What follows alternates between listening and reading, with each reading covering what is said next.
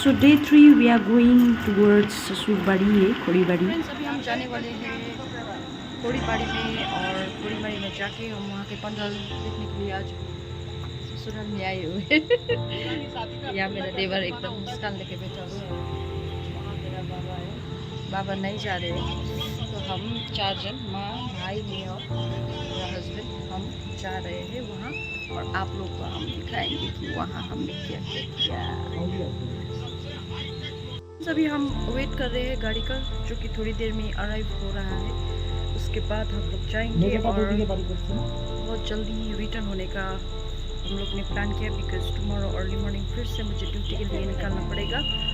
So yes friends, this one will be a hectic one after so much of travelling from Siliguri back to Khoribari again to duty.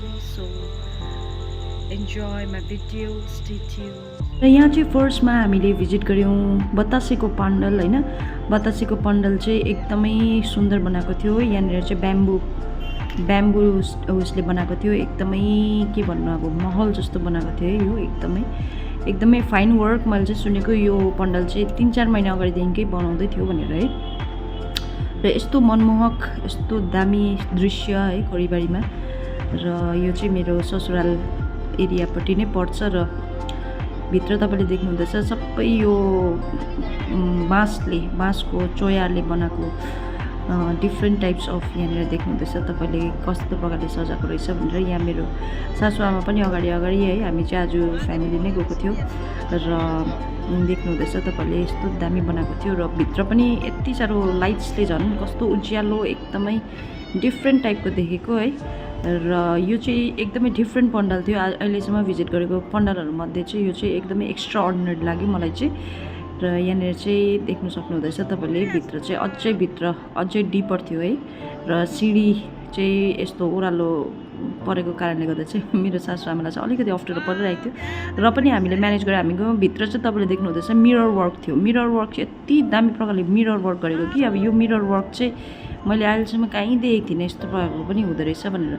र ब्रेभो to all those architects है जसले चाहिँ यति साह्रो मेहनत। र यहाँनिर चाहिँ देख्नुहुँदैछ तपाईँले ग्रेट लिडर्सहरू लगाएको थियो र ग्रेट लिडर्स हामीले अब उनीहरूलाई पनि भगवान् जस्तै गर्छौँ है। इन्डियामा चाहिँ लिडर्सहरूलाई चाहिँ पुरा मान्छ र त्यस्तोहरू लगाएको थियो। र यहाँनिर सेल्फ चेक गरेको थिएँ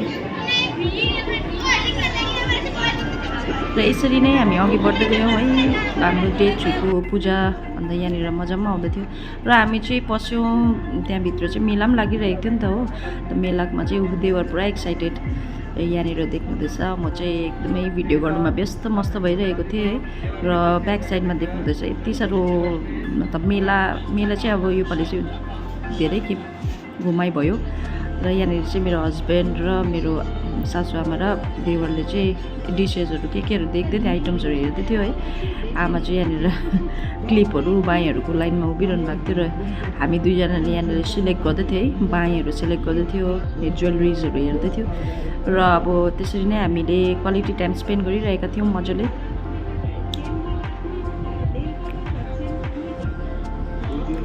र त्यसरी नै यहाँ भाइ र आमा मिलेर पनि केहरू किन्दै थियो है, क्लिपहरू किन्दै थियो र सबैजना म एक्स्ट्रा बल किनेँ। मैले चाहिँ हात दुखिसकेको थियो नि त मेरो चाहिँ हिँड्दा हो, त्यही कारणले गर्दा किनेको। अन्त यहाँनिर चाहिँ सेकेन्ड पन्डाल चाहिँ हामी गयौँ तपाईँको पिडब्लुडी मोडमा है।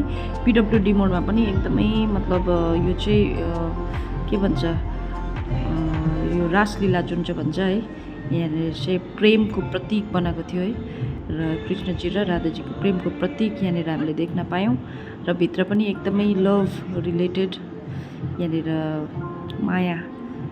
यो मायालाई लिएर चाहिँ बनाएको थियो। यहाँभित्र तपाईँले देख्नुहुँदैछ कृष्णजी र राधाजीको चाहिँ के भन्छ त्यो घुम्ने जग्गा, यो गोपीहरू यहाँनिर गाईहरू वस्तुहरू यस्तो प्रकारले सजाएको थियो। एकदमै राम्रो प्रकारले बनाएको थियो। यो चाहिँ एक्स्ट्रा बाहिरपट्टि थियो। र थर्ड चाहिँ हामी गयौँ नक्सलबारीमा है। नक्सलबारीमा चाहिँ यहाँनिर सबै तपाईँले देख्नुहुँदैछ यहाँ चाहिँ फोमले बनाएको थियो। यो चाहिँ तपाईँको के भन्छ यसलाई वाइट कलरको फोमले बनाएको थियो है।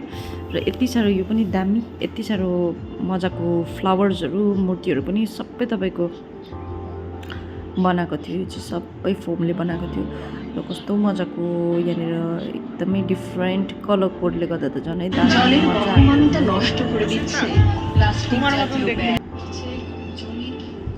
र सबै थर्मोकोलले पनि यस्तो दामी दामी चिज बनिँदो रहेछ भनेर चाहिँ मैले फर्स्ट टाइम देखेँ यति साह्रो अच्छा सेप गरेको क्या अन्त अगाडि हामी बढ्दै गयौँ र त्यसरी नै हामीले अब धेरैवटा पन्डाल त हामीले हेर्नु सकेन लेट भएकोले ल यस फ्रेन्ड्स अब चाहिँ म तपाईँहरूलाई एकदमै एउटा डरलाग्दो जग्गा लिएर जाँदैछु है डरलाग्दो भन्दा पनि अब यो चाहिँ तपाईँले मिसै गर्नु नसक्ने अब मिसै नहुनु सक्ने पन्डाल थियो है यो चाहिँ डिस्ट्रिक्ट लेभलमा चाहिँ टप गरेको पन्डाल छ दार्जिलिङ डिस्ट्रिक्टमा चाहिँ टप गरेको पन्डाल हो र यो पन्डाल चाहिँ किन यति साह्रो स्पेसल छ भन्दा चाहिँ यो चाहिँ अब चाइल्ड ट्राफिकिङ होइन प्रस्टिट्युसन अब नानीहरूलाई अर्ली म्यारिज गरिदिन्छ नि बाल विवाह जो भन्छ अब त्यस्तो लेखेको थियो चाइना हत्या ओमा भनेर लेखेको थियो है यहाँनिर चाहिँ अब रेड कलरको सिटले चाहिँ अब यो चाहिँ रेड लाइट एरिया सिग्निफाई गर्छ ब्लड सिग्निफाई गर्छ है र यो चाहिँ अब कस्तो अब हुन्छ नि अब सिरिङ सिरिङ हुने खालके बाल विवाहहरू लेखेको थियो अन्त भित्र तपाईँ पस्नु हुँदाखेरि पनि यस्तै एउटा फिलिङ आउँछ कि अब के भन्नु यो चाहिँ अब रेड लाइट एरियाकै अब सेटअप गरेको थियो कि तर यो चाहिँ अब भित्र पस्ने बित्तिकै म त अब स्पिचलेस भएको किनभने यहाँभित्र चाहिँ अब हेर्नु न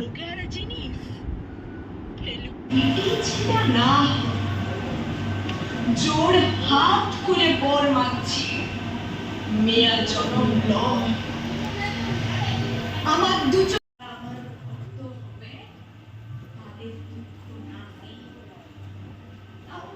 কেনে অভাগা আমি কেনে নিঃস্ব আমি বলতে পারিস মা এবারে ওকে মুক্তি দে মা হবো নাই আমি মা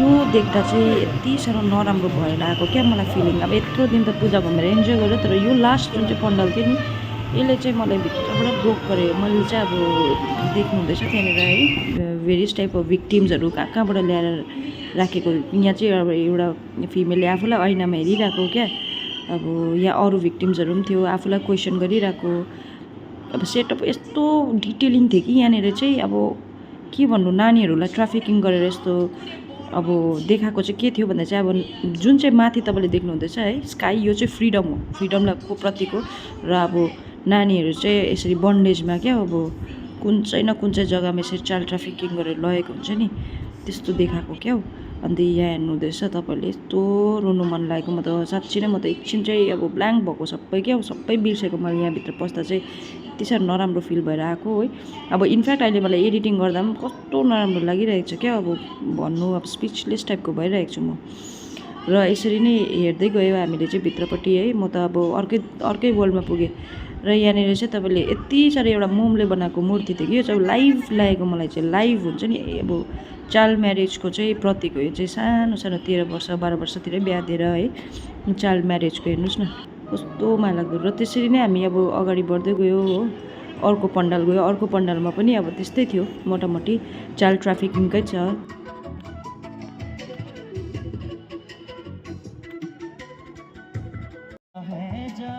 र अब रिसेन्टली जो डेथ हुनुभएको फेमस सिङ्गर है तपाईँहरूलाई थाहै भएको कुरो उसको लागि पनि एउटा ट्रिब्युट थियो र भित्रपट्टि पनि मोटामोटी सेम त्यस्तै टाइपको सेटअप थियो जसको कारणले गर्दा चाहिँ मनै खिन्न भएर आयो है मनै खराब भएर आयो अब कस्तो लागेको त्यही कारण यो पन्डाल चाहिँ एकदम स्पेसल यही भावले गर्दाखेरि चाहिँ अब मान्छेहरू झन् क्या अब इमोसनल भएको र देख्नुहुँदैछ तपाईँहरूले भित्रपट्टि पनि त्यस्तै प्रकारको अब चाइल्ड अब्युजहरूको बनाएको थियो र यो पनि तपाईँको अर्को पन्डाल जस्तै र बिहानै हामी यसरी दुईजना फेरि ब्याक टु ड्युटी भयो सो थ्याङ्क्स फर वाचिङ